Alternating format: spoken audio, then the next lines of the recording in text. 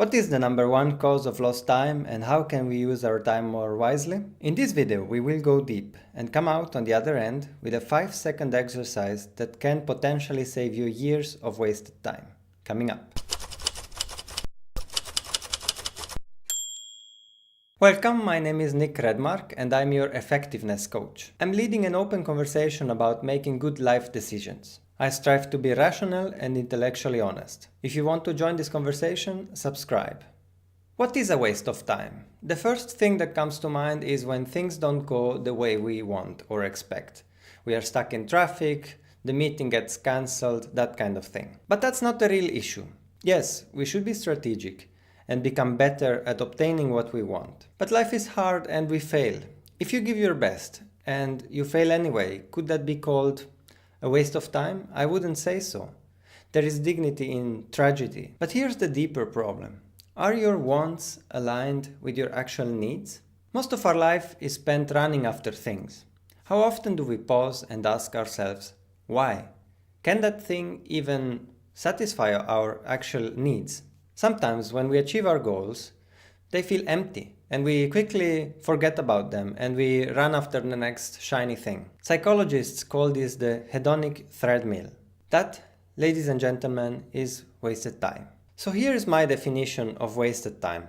All the time you spend pursuing wants that don't meet your actual needs. So to avoid wasting time, we need to understand the difference between our wants and our needs. More often than not, the core problem is that we have external wants but emotional needs. Here are some examples I'm personally guilty of. Our emotional need can be a sense of inner inadequacy, and we try to fix that by obsessing over what people think about us or by trying to get popular or successful to get people's validation. Our emotional need could be anxiety, and we try to fix that by avoiding the things that make us uncomfortable.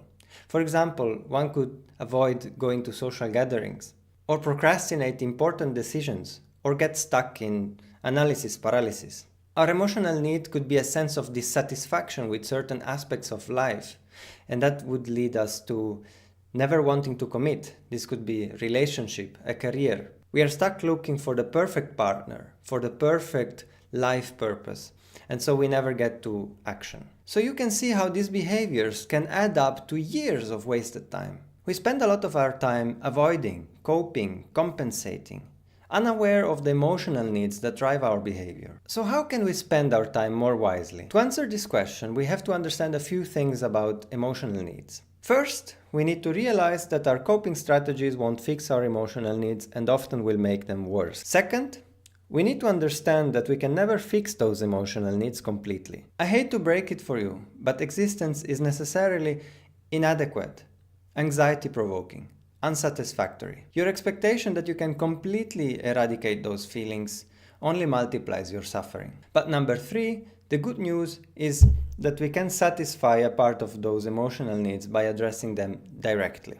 There is obviously much more to this topic, but in a moment I'm going to give you the best way you can spend 5 seconds to address your emotional needs. But before that, we have to go one step deeper and understand something crucial about human physiology. In our body, there are 2 very important molecules, dopamine and serotonin. Dopamine is what rewards you when you make progress towards your goal and achieve it. It is important that you understand this correctly.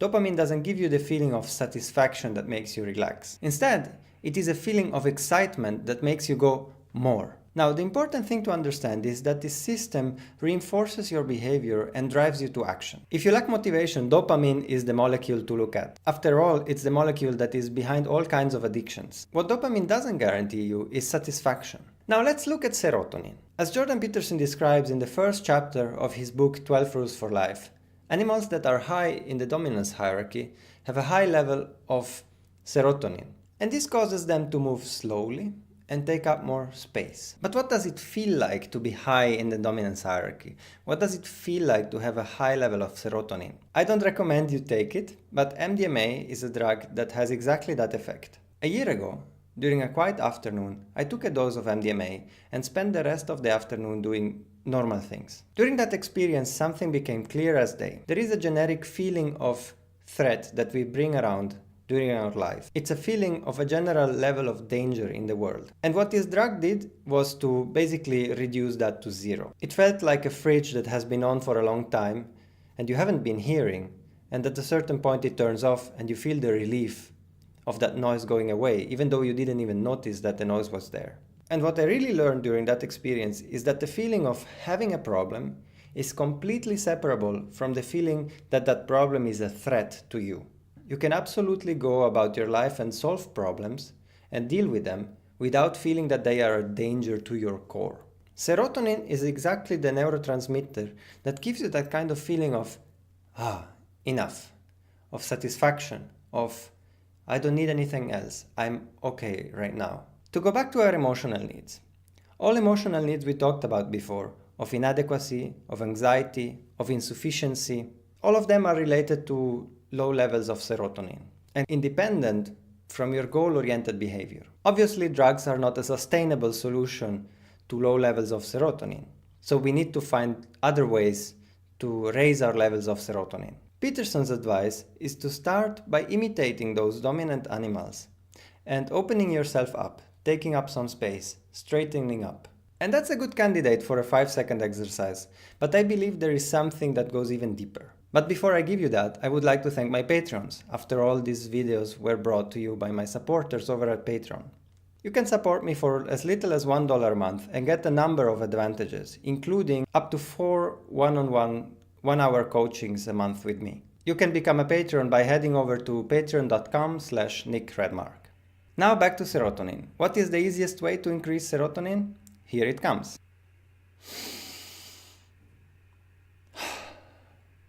Diaphragmatic breathing decreases your cholesterol, which in turn increases your levels of serotonin.